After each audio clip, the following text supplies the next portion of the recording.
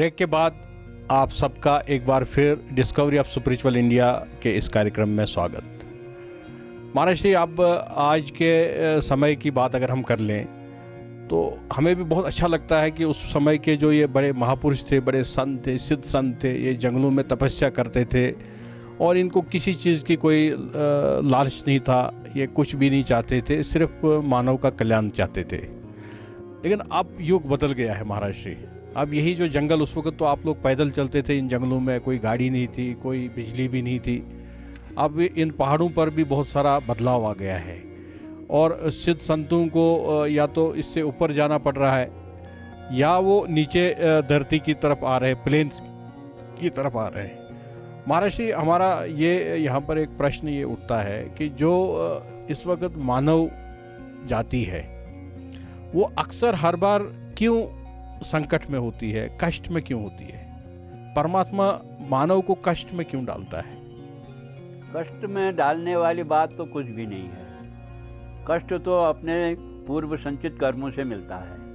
उसका निवारण के लिए परमात्मा हमको बुद्धि विवेक दे करके, उपकरण हमको समझा करके उनसे हमको निवारण करा देता है।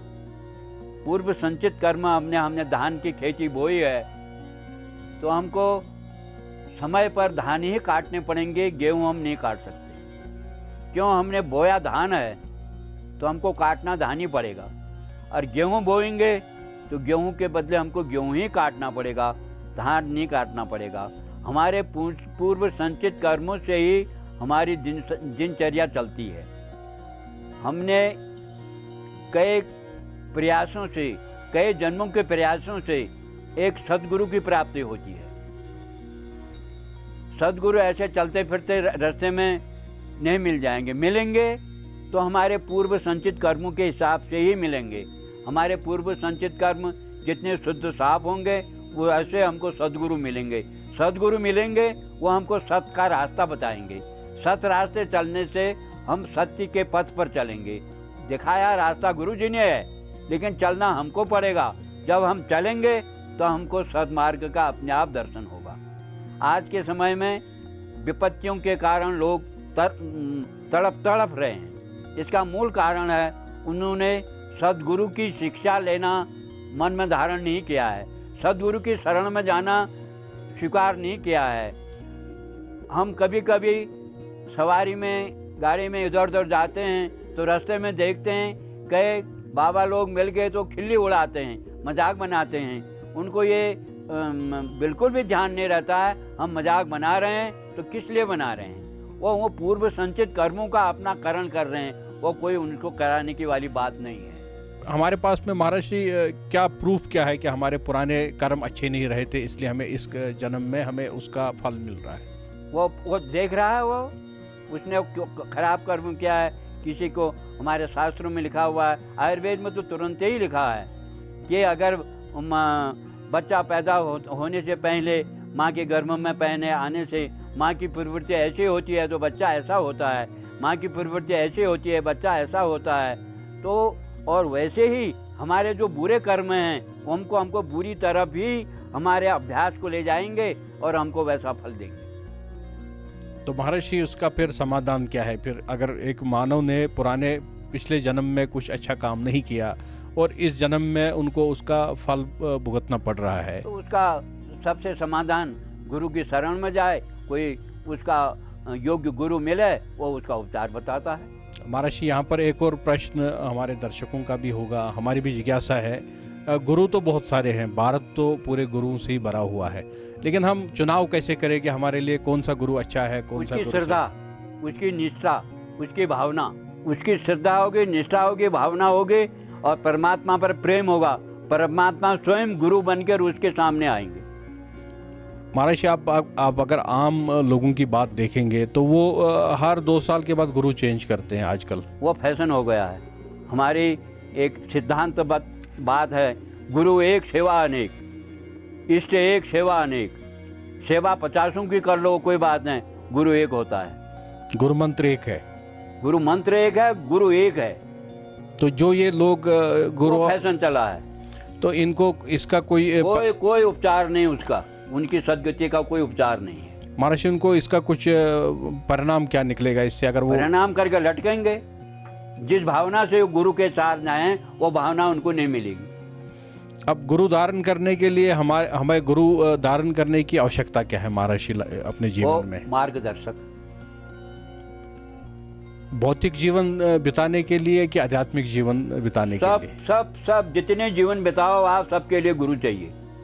आप जो हमारे आध्यात्मिक गुरु हैं महाराज श्री, तो उनका लक्ष्य क्या होता है? अपने शिष्य को परमात्मा का दर्शन करवाना? उसको परमात्मा की तरफ दर्शन कराना तो बहुत दूर की बात रही।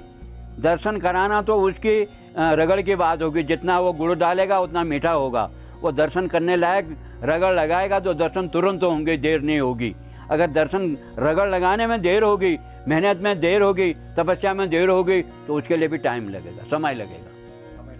उसको समय लगेगा। समय लगने पर उसकी निष्ठा रखेगा गुरु पर, गुरु के वचनों पर, गुरु के मंत्र पर, गुरु के वचनों पर समर्पण कर देगा। जो समर्पण हो गया गुरु के, उसने सब कुछ पा लिया।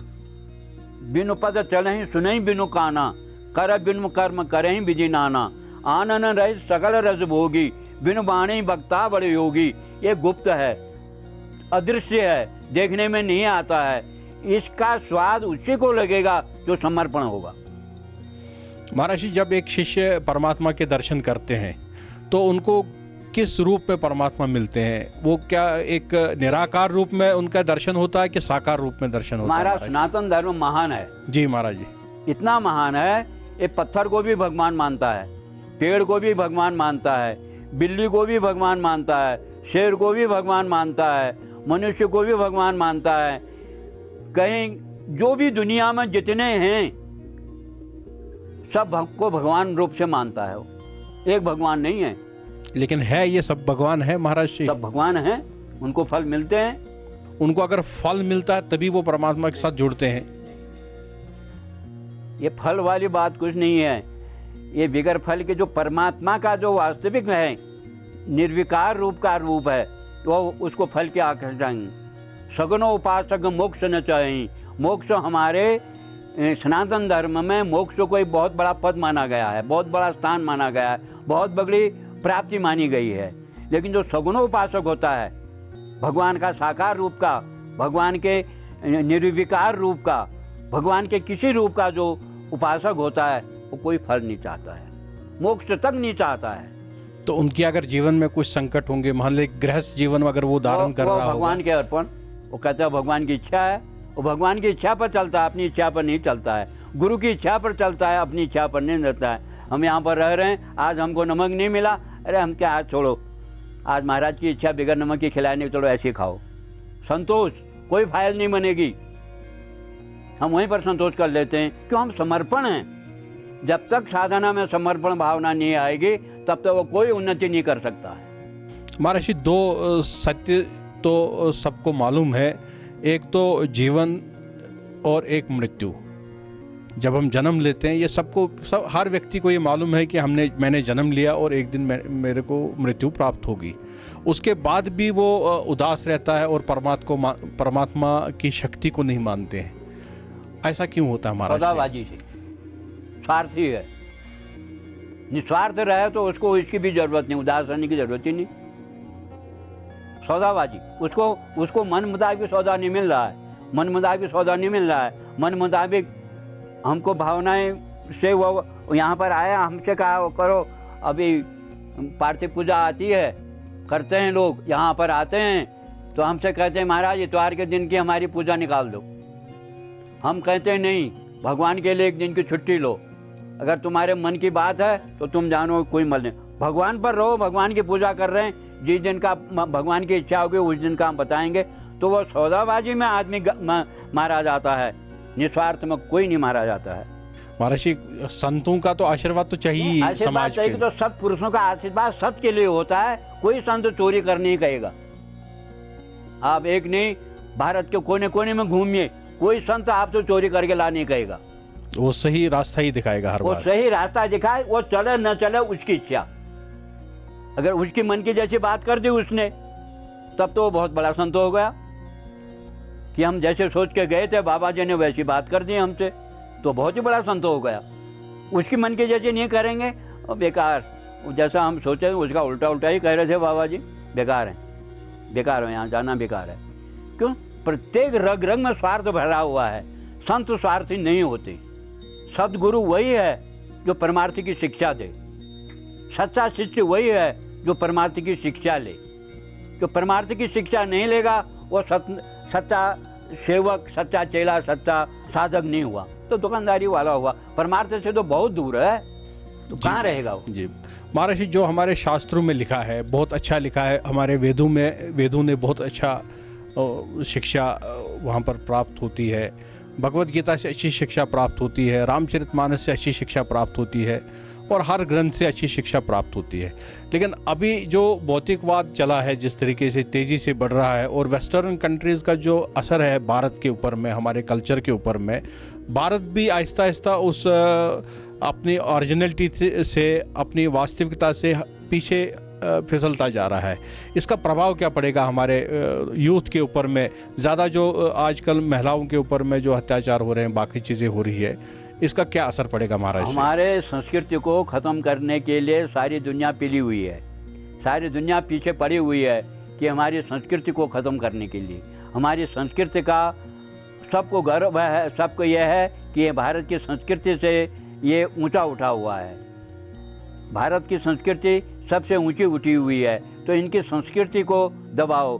संस्कृत हमारे गुरुजी कहते थे, चोरी जारी मिथ्या, बाकी साधु की इच्छा।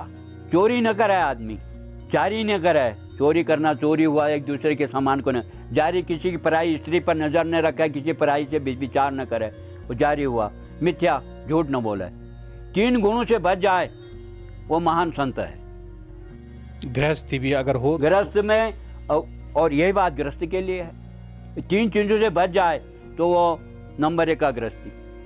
चोरी नहीं करे किसी की, कहीं जारी, किसी औरत से जारी नहीं करे, बेविचार न करे, बुरी नज़र में न रखे, और मिथ्या न बोले। बाकी मनुष्य की इच्छा, उसकी इच्छा, तो उसमें सबसे सत काम हमारे इन्हीं सत्य से ही सब काम है। आज के दिन हमारे नेताओं ने, पूर्व नेताओं ने अपने वोट के कारण सब को सब एक साथ एक धकेल दिया है। हमारे शुद्ध आचरण से भारत महान हुआ है। आज शुद्ध आचरण की जरूरत नहीं है, सब एक भाव हो गए हैं। उसका नतीजा हो रहा है, आए दिन हमारे बहन, बेटियां, माताएं सब उस व्यभिचार के शिकार होते जा रहे हैं। अगर इन पर रोक दी लगा दी होती, रोक लगाने वाले कोई नहीं और नहीं होते हैं, केवल हमारे नेता लोग होते हैं। इन नेता लोग हमारे आज़ादी के बाद तुरंत रोक लगा लिए होते, आज ये व्यभिचार की दृष्टि नहीं आती। चलते चलते लड़कियों को पकड़ ले जा रहे हैं, चलते चलते लोगों से व्यभिचार कर रहे हैं। उसका मुख्य नतीजा है हमारे संस्कृति पर कंट्रोल नहीं किया आज तक। वो संस्कृति पर कंट्रोल करते तो सब कुछ पूर्ववत चलता, लेकिन हमारे भारत पर भगवान की भूमि है, भगवान की जन्मभूमि है। इस भूमि पर बहुत अनंत कृपा है। इस कृपा के कारण ये ऐसे उथल पुथल तो सुबह से शाम तक आते रहेंगे, जीवन भर आते रहेंगे। हमारे भारत का बाल बांका कोई नहीं कर सकता है। तो कैसे बदलाव आएगा महाराज फिर संसार में? हमें भारत में बदलाव चाहिए, एक अच्छा भारत का निर्माण हमें करना है। भारत के निर्माण के लिए पहले सबसे प्रथम है हमारा शासन सुधरे। शासन से हमको अपनी संस्कृति की रूपरेखा बता। यहाँ भारत में धर्म ही नहीं है, कैसे बदलेगा वो? धर्म क्या होता है? जिसको धारण किया जाए वो धर्म है। यहाँ पर चींटी चल रहे हम इसको मार दें, वो हमारा धर्म नहीं है। उसके प्राण बचाना, मेरी और उसकी कीमत बराबर है, हम उसके प्राण बचाएं, वही हमारा धर्म है। इसके लिए सर्वप्रथम है अपनी मान मर्यादा को, अपने उसको करने के लिए हमको शासन की तरफ से भी हमको संभाला जाए। शासन की तरफ से कोई संभालने की बात नहीं है। धर्मनिरपेक्ष कौन संभालेगा? अभी हम कहते हैं यहाँ चलो बाहर प्रार्थना करते हैं, बाहर चलो, वहाँ कह देते हैं हो ये तो सांप्रदायिक है। तो धर्मनिरपेक्ष का मतलब है कोई धर्म नहीं, माँ को माँ मत मानो, बाप को बाप मत मानो, बेटे को बेटो मत मानो, बेटा बाप को न माने। धर्मनिरपेक्ष है। जब तक शासन की तरफ से हमारे राजा महाराजा यज्ञ करते थे, शासन धर्म से चलता था, शासन से धर्म चलाते थे, अपने आप खुद यज्ञ करते थे। तो वह उनका धर्म होता था, तो सबके मन में सद्बुद्धि रहती थी। राजा जहाँ का ठीक नहीं है, प्रजा ठीक नहीं होगी। मेरा और अपने भारत की तरफ से, अपने सनातन धर्म की तरफ से ये अनुरोध है, इंटरनेट पर और इन चैनलों पर, जितने चैनल हमारे भारत में हैं, इनमें ये जो हमारे बहू बेटियों को, हमारे लड़कों को नंगा हो करके ये चैनलों पर दिखा रहे हैं, बदतमीजी से इनका पेश कर रहे हैं, ये हमारे संस्कृति को बिगाड़ने वाली बात है, हमारे संस्कृति पर हावी होने की बात है। मैं चैनल वालों से तथा अपने इंटरनेट वालों से ये प्रार्थना करता हूँ कि इसको विदेश से यहाँ आना बंद कर दिया जाए। विदेश से जो हमारी संस्कृति को बिगाड़ने के लिए ये इतनी बातें कर रहे हैं, हर रात को हमारे नौजवान बच्चे, लड़की हो चाहे लड़के हो, ये इंटरनेट को देखते हैं, इन चैनलों को देखते हैं, जिन चैनलों में भद्दे भद्दे प्रोग्राम आ रहे हैं। ये हमारी संस्कृति बिगाड़ने के लिए ये सारे प्रोग्राम आ रहे हैं। चैनल वालों और इंटरनेट वालों, इस प्रोग्रामों को बिल्कुल बंद करने की कृपा करें, ताकि हमारा देश बच जाए, हमारी मर्यादा बच जाए, हमारी संस्कृति बच जाए। इतना कह करके मैं आप लोगों से